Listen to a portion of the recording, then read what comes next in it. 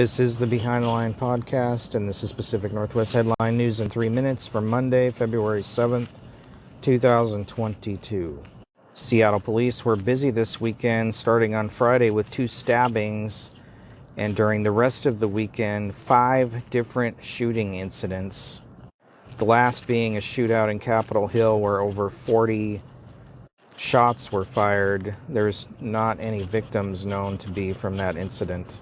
Tacoma, Washington, a man was killed while eating in a restaurant full of people in a shooting that happened in the 3800 block of Pacific Avenue. There are no known suspects at this time for that event. Violent crime is getting out of control on the streets of the Pacific Northwest.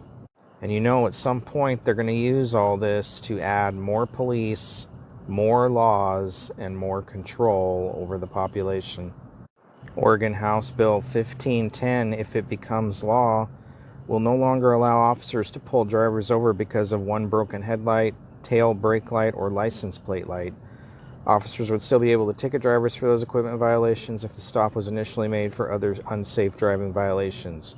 Additionally, officers would have to ask for consent to search a vehicle and get that consent in writing or audio or video recording.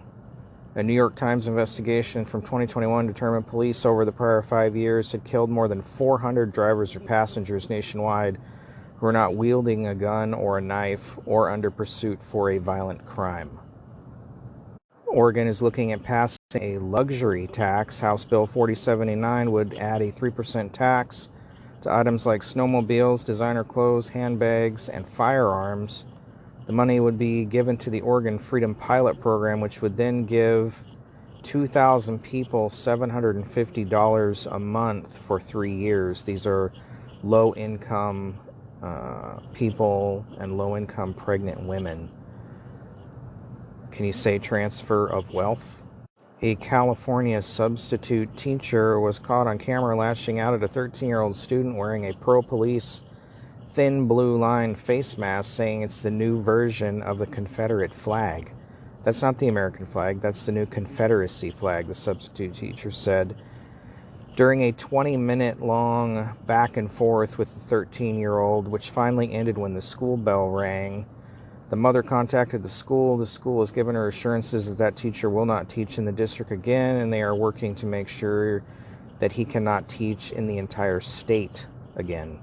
Your public school system at work. This has been Pacific Northwest Headline News in 3 minutes. For more, visit BehindTheLinePodcast.com. Thanks for listening.